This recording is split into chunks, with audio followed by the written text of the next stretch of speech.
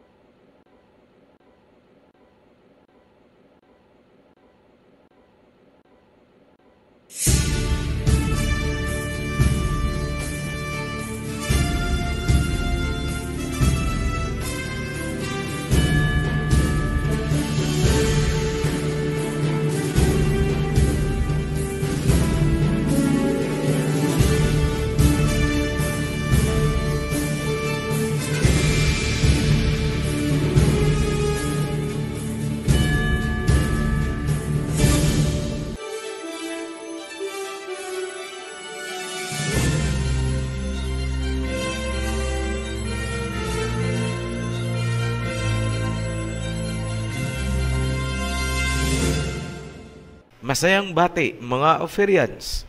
Kami ay nagpapasalamat sa mga patuloy na sumusubaybay at sumusuporta sa ating channel.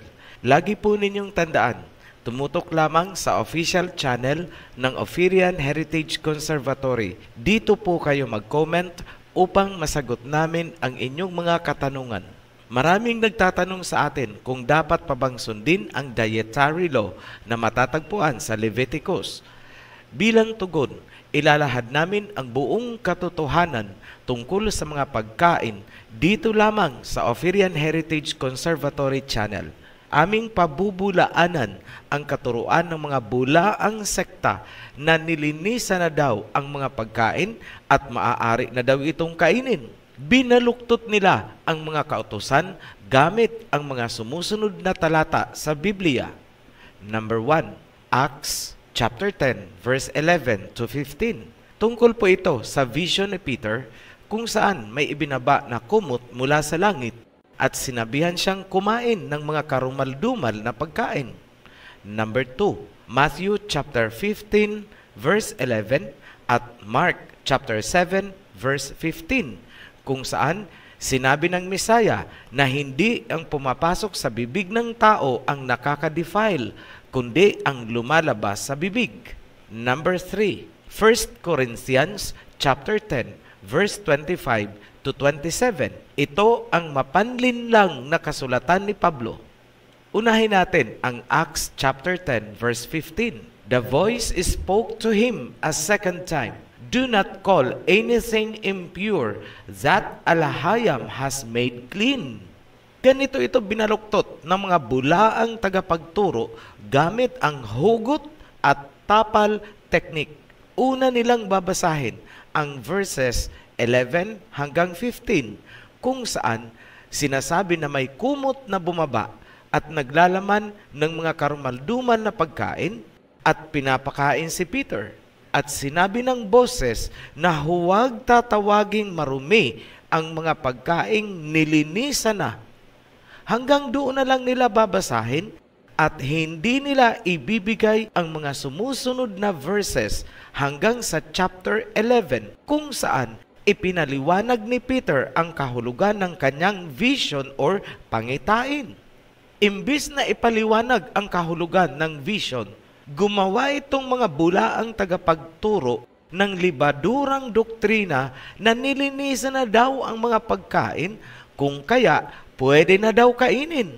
Pagtitibayin nila ang kanilang baluktot na katuruan gamit ang mga salita ng peking apostol na si Pablo. Obsolete na daw ang Leviticus dahil para lamang daw sa mga Israelites.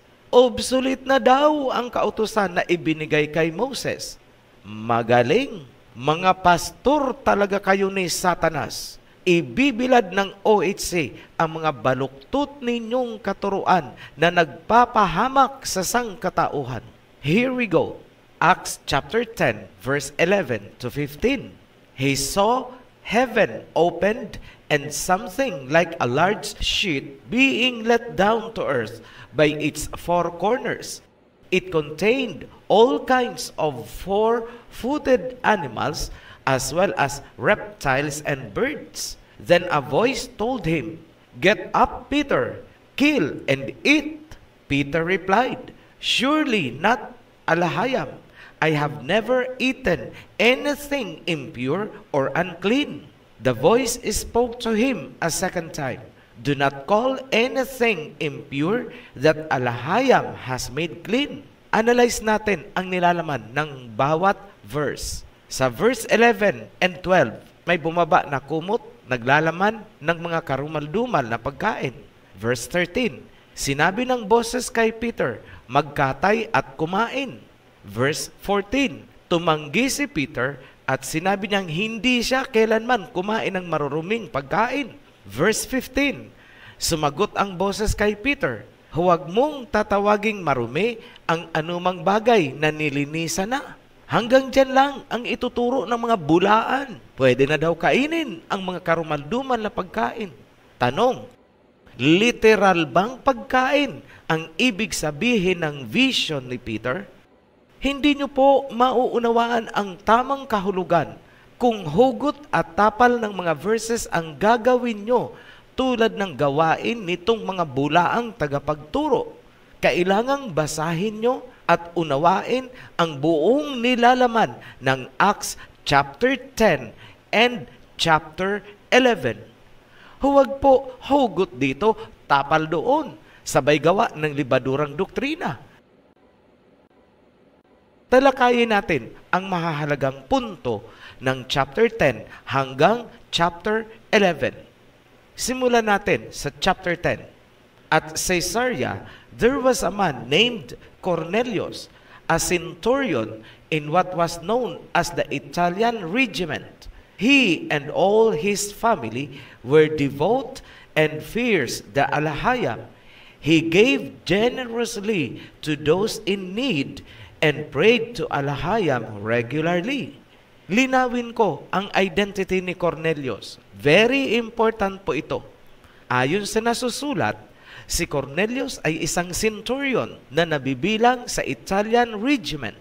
Ibig sabihin, siya ay isang kawal, isang sundalong Romano. Hindi siya Hudyo at hindi rin Israelite. In short, hindi siya kalahi ni na Peter. Tandaan niyo po yan. Ituloy natin. Verse 3, chapter 10 pa rin. One day, at about 3 in the afternoon, he had a vision. He distinctly saw an angel of Alahayam who came to him and said, "Cornelius." Cornelius stared at him in fear. "What is it, Alahayam?" he asked. The angel answered, "Your prayers and gifts to the poor have come up as a memorial offering before Alahayam. Now, send men to Joppa to bring back a man named Simon, who is also called Peter." Tagalog, isang araw, bandang 3:00 ng hapon, nagkaroon si Cornelius ng pangitain. Nakita niya ang isang anghel. Sinabi sa kanya ng anghel, "Nakarating sa Alahayam ang iyong mga panalangin at ang iyong kawang gawa para sa mahihirap. Magpadala ka ng mga tao. Ipasundo mo si Simon na tinatawag ding Pedro." At ganun nga ang ginawa ni Cornelius. Nagpadala siya ng 3 kalalakihan upang anyayahan at sunduin si Peter. Ito ang tanong, sasama ba kaya si Peter sa mga Romanong inutusan ni Cornelius? Pupunta kaya si Peter kay Cornelius na isang Romanong hintil? Huwag niyo pong kalilimutan na ayaw ng mga tunay na Hudyo ang makihalubilo sa hindi nila kalahi na hindi mga tuli, lalo pat Romanong hintil. At ito, inaanyayahan si Pedro ni Cornelius na nabibilang sa lahi na kanilang inaayawan. Dito pumasok ang vision para kay Peter kung saan may kumot na ibinababa, naglalaman ng mga karumal-dumal na hayop at ipinapakain sa kanya. Tinanggihan ito ni Pedro at sinabi niyang kailanman hindi siya kumain ng marurumi. Ngunit sinagot siya ng boses, huwag tatawaging marumi ang mga nilinisan na. Talakayin natin ang kahulugan ng vision.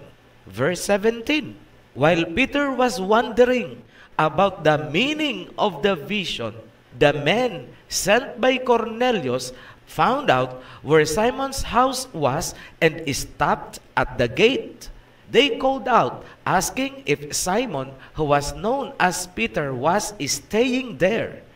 Tagalog, habang si Pedro ay nagmumuni-muni tungkol sa kahulugan ng kanyang pangitain, dumating ang mga tauhan na inutusan ni Cornelius para makipagkita, sunduin si Peter. Verse 19, while Peter was still thinking about the vision, the Spirit said to him, Simon, 3 men are looking for you. So get up and go down the stairs. Do not hesitate to go with them, for I have sent them.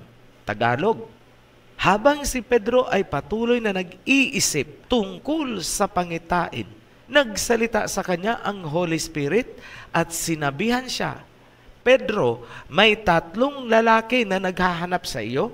Bumangon ka at bumaba. Huwag kang mag-aatubili o magdadalawang isip na sumama sa kanila sapagkat ako ang may sugo sa kanila. Verse 21, Peter went down and said to the men, I am the one you're looking for. Why have you come? Tagalog, bumaba si Pedro at sinabi niya, ako ang inyong hinahanap. Bakit kayo naparito? Verse 22, the men replied, we have come from Cornelius the centurion. He is a righteous man who fears the Alahayam and is respected by all the Jewish people.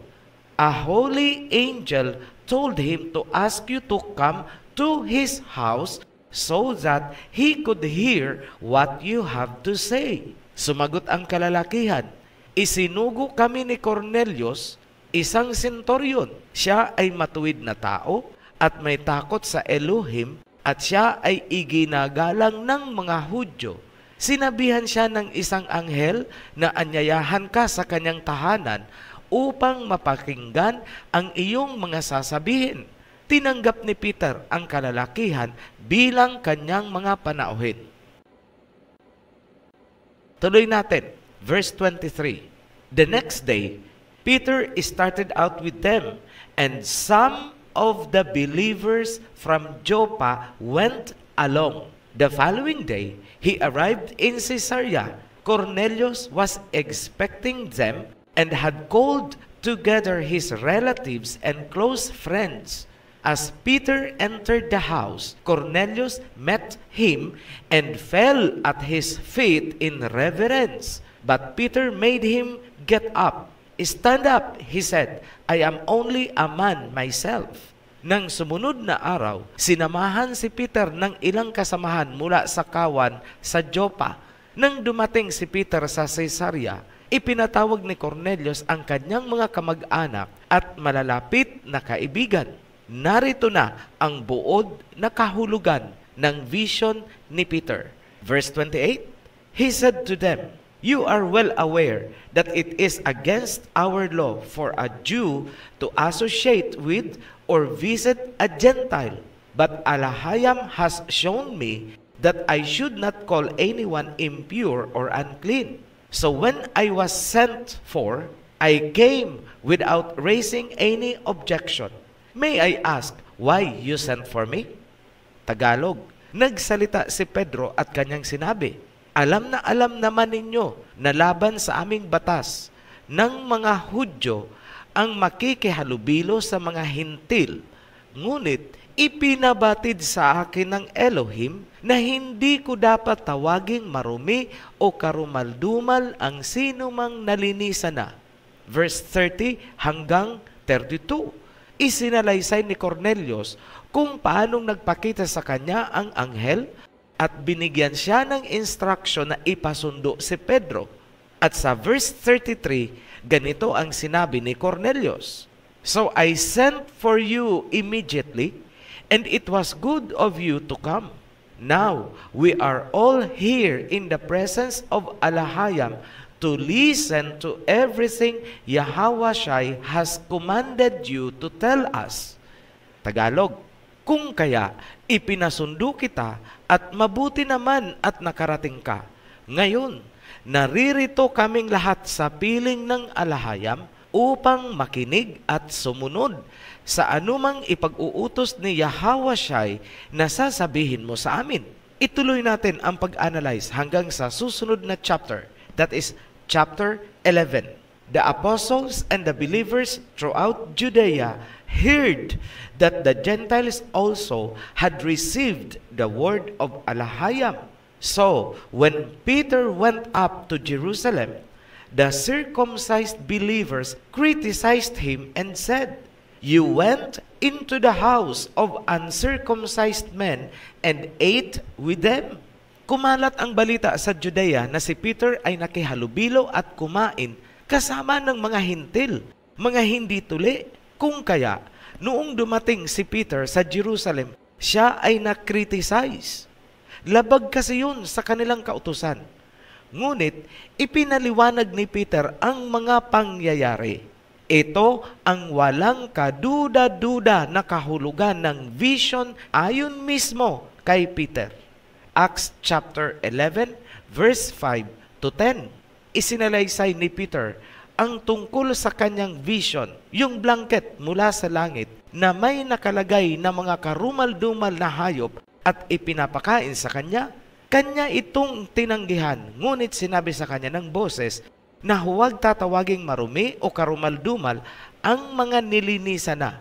Ituloy natin sa verse 11, Acts chapter 11, verse 11 to 12.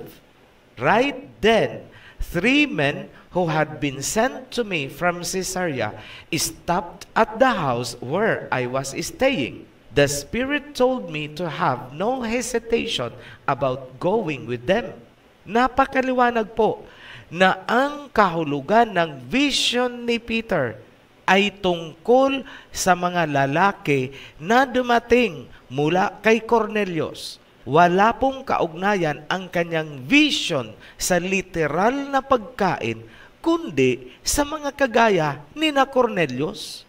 Contextually, ang kahulugan ng vision na ipinakita kay Peter ay tungkol sa mga hintil na gustong magpasakop na sa kalooban ng Ama. Wala pong sinabi si Peter na ang kahulugan ng kanyang vision ay tungkol sa literal na pagkain karumal-dumal. Huwag ninyong baluktutin. Tigilan na po ang pagbaluktot sa Acts chapter 10 upang patamain ang mga pahayahay ninyong doktrina. Huwag paluloko dyan sa mga bulaang pastor. Isunod natin ang isa pang binabaluktot na kasulatan upang patamain ang doktrinang lahat ay pwede nang kainin. Matatagpuan sa Matthew chapter 15 verse 11 at Mark chapter 7 verse 15. What goes into someone's mouth does not defile them, but what goes out of their mouth, that is what defiles them. Sa Mark 7 chapter 15, nothing outside a person can defile them by going into them. Rather, it is what comes out of a person that defiles them. Sinasabi na walang pumapasok sa bibig ang pwedeng maging dahilan ng pagkakadefile ng tao, kundi ang lumalabas sa bibig ng tao sa pamamagitan ng hugot dito, tapal doon technique na gawang ipakahulugan ng mga bulaang tagapagturo na ang tinutukoy ng Mesaya ay ang mga unclean food or karumal-dumal na pagkain. Taken out of context ang verse. Hugot, tapal. Basahin ninyo ang buong Matthew chapter 15 upang maunawaan na hindi ang mga karumal-dumal na pagkain ang tinutukoy ng Mesaya. Here we go. Verse 1. Then some Pharisees and teachers of the law came to Yahawashai from Jerusalem and asked, Why do your disciples break the tradition of the elders? They do not wash their hands before they eat. Tagalog, may mga Pariseyong lumapit sa Mesaya at nagtanong, bakit daw binali ng mga apostoles ang tradisyon ng mga nakatatanda dahil kumain sila na hindi naghugas ng kamay?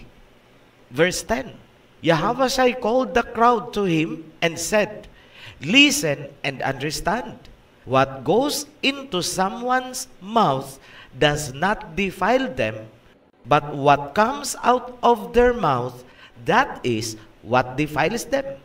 Don't you see that whatever enters the mouth goes into the stomach and then out of the body?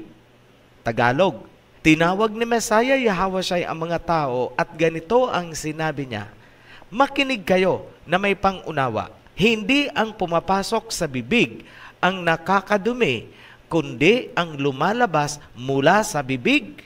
Ang anumang pumasok sa bibig ay tumutuloy sa tiyan at lumalabas sa katawan. Verse 18, but the things that come out of a person's mouth come from the heart, and this defile them. For out of the heart come evil thoughts, murder, adultery, sexual immorality, theft, false testimony, slander. These are what defile a person, but eating with unwashed hands does not defile them. Tagalog, ngunit ang mga bagay na lumalabas mula sa bibig ay nanggagaling sa puso at yun ang nakakadumi sa mga tao, sapagkat nagmumula sa puso ang masamang kaisipan, mga pagpatay, pangangalunya, imoralidad, pagnanakaw, at bulaang pagpapatunay. Yan ang nakakadumi sa tao at hindi ang maruming kamay na hindi nahugasan bago kumain. Maliwanag po ang tinutukoy ng Mesaya na pumapasok sa bibig, ngunit hindi nakaka-defile ay ang dumi ng kamay na hindi nahugasan bago kumain. Hindi po ang unclean foods or karumalduman na pagkain ang sinasabi niya. Mga bulaang tagapagturo, binaluktot nyo ang Matthew chapter 15 verse 11 at Mark chapter 7 verse 15. Pakiayos lang po, mga bulaang pastor at tagapagturo. Ayusin nyo ang mga turo nyo at huwag puro love offering at tithes lang ang inaatupag nyo. Isa pang may kinalaman sa pagkain na nais naming ituwid ay ang sinulat ni Pablo. Ganito ang sinabi niya sa 1 Corinthians chapter 10 verse 25 to 27. Eat anything sold in the meat market without raising questions of conscience, for the earth is rolled and everything in it. 27. If an unbeliever invites you to a meal and you want to go, eat whatever is put before you without raising questions of conscience. Mabulaklak, questions of conscience. Okay, ganito. Sa verse 25 to 26, sinabi ni Pablo na huwag magtatanong, kesyo, ang mundo ay pag-aari ng Ama. Yes, tama ka Pablo sa puntong yan. Sa sinasabi mong pag-aari ng alahayam ang mundo. Kaya nga, nagbigay siya ng mga kautusan kung paano maninirahan at kakain sa mundo dahil pag-aari niya itong mundo. Ngunit, ang mali sa sinasabi mo, Pablo, ay ang pagsagasa mo sa ipinagbawal ng Ama. Kung ang Mesaya ay hindi sumasalungat sa sinabi ng Ama, aba, sino ka ba Pablo para baluktutin ang kautusan ng Ama na ibinigay kay Moses? Ang lakas ng loob nitong si Pablo na gawing yapi-yapi ang kautusan, pabulaklak na do not ask questions of conscience. Hindi naman po konsensya ang pinag-uusapan dyan eh. Ang law of alahayam ay straightforward. Huwag kang kakain ng ganito. Walang mga sinasabing konsensya. Umayos ka, Pablo, sa libadura mo. Sa verse 27, Sinasabi ni Pablo na kung kayo ay naimbitang kumain ng isang hindi kapananampalataya, kumain daw kayo ng hindi nagtatanong. Ganyan ba ang sinabi ng Ama? Wala pong sinasabing ganyan ang Ama. Imbento ni Pablong Pariseo yan. Sa hindi nakakaalam, si Pablo ay Pariseo. Mababasa nyo yan sa Acts chapter 23 verse 6. Wala ba kayong napapansin? Propaganda ito ni Pablo upang kalabanin ang kultura o heritage of Jacob's Israel. Hindi nyo pa rin ba nakikita na ang pinag-uugatan ng panulat ni Pablo ay ang hangaring burahin ang kultura ng mga Hebrew Israelites na naaayon sa mga kautosang ibinigay ng Ama kay Moses? Nag-iisip po ba kayo habang nagbabasa ng yapi-yapi ni Pablo? Huwag na tayong magpaikutan sa mga libadura ni Pablo. Pili na lang kayo kung ano ang nararapat sundin, salita ng Ama at ng Mesaya or salita ni Pablo na isang Pariseo. Ganon kasimple. Tandaan ang sinasabi ko, hindi po binago ng Mesaya ang mga kautusan. Muli naming bibigyan ng diin ang mga sumusunod na katibayan. Number 1, Matthew chapter 5 verse 17. Sinabi ng Mesaya na hindi siya naparito upang baguhin or alisin ang mga kautusan. Number 2, Matthew chapter 23 verse 34. Sinabi ng Mesaya na siya ay magpapadala ng mga propeta at madudunong upang ituro ang mga kautosang ibinigay ng Ama kay Moses. Number 3, Revelation chapter 22 verse 14, King James Version.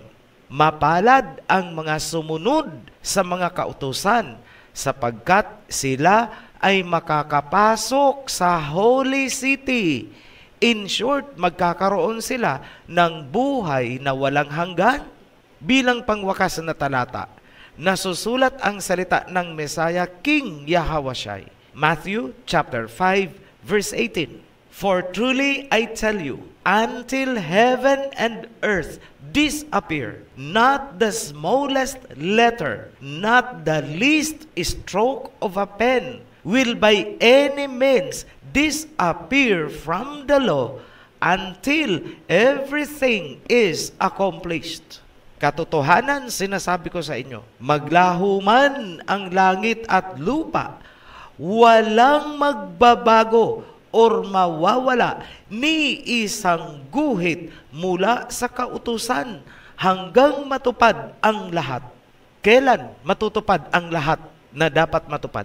Sa Judgment Day, sa araw ng paghuhukom, kung saan ang lahat ng tao ay lilitisin ayon sa kanilang gawa. Revelation chapter 20 verse 12. And I saw the dead, great and small, standing before the throne, and books were opened. Another book was opened, which is the book of life. The dead were judged according to what they had done, as recorded in the books. Sasalungatin nyo na naman ito, mga saved by grace and faith alone? Di nyo po ito pwedeng salungatin. Dahil malinaw ang sinasabi dito na tayo ay lilitisin, huhusgahan ayon sa ating mga gawa. Hindi po ayon sa faith and grace ninyo. Magkaintindihan tayo, magkalinawan tayo, mga bula ang tagapagturo. Hindi na kayo nahiya. Ano sa palagay nyo? Ang tanging pwedeng gamitin upang litisin ang gawa ng sangkatauhan, walang iba kundi ang mga kautusan. Yan ang panahon kung kailan matutupad ang lahat na sinasabi. Yan ang panahon kung saan huling gagamitin ang mga kautusan na sinisipa ng mga bulaang sekta na sunod-sunuran kay Pablo, ang peking apostol ng mga hintil. Sige, magpakahintil kayo. Panoorin nyo na lang ang Perdition series para malaman ang tunay na pagkatao at hangarin ni Pablo Nakalagay po sa description nitong video sa ibaba lamang ang link para sa mga bulaang pastor at tagapagturo nitong mga Babylonian religions. Pakinggan nyo ang sasabihin ko sa inyo. Save your souls. Muli po kaming nagpapasalamat sa mga patuloy na sumusuporta sa ating channel. We are happy to announce, meron na po tayong mahigit 80 chapters worldwide and is still counting. Sa mga nagre-request ng bautismo, click nyo lang ang link na nasa ibaba ng video. Pumasok sa Joshua Group on Facebook para po kayo ay matulungan. Sa mga newly baptized, welcome to the covenant. Sa new subscribers, huwag pong kalimutang unahin panuorin ang The Guide. Nasa description din po nitong video sa ibaba lamang ang link ng The Guide. Maraming salamat po sa patuloy na pagsusubaybay at suporta. Be blessed. Shalom. Kung nakaantig sa inyo ang mga katotohanang ibinahagi, paki-like po ang video at mag-subscribe para patuloy kayong ma-update sa mga susunod pang aral. Maraming salamat at naway samahan kayo ng liwanag sa bawat hakbang.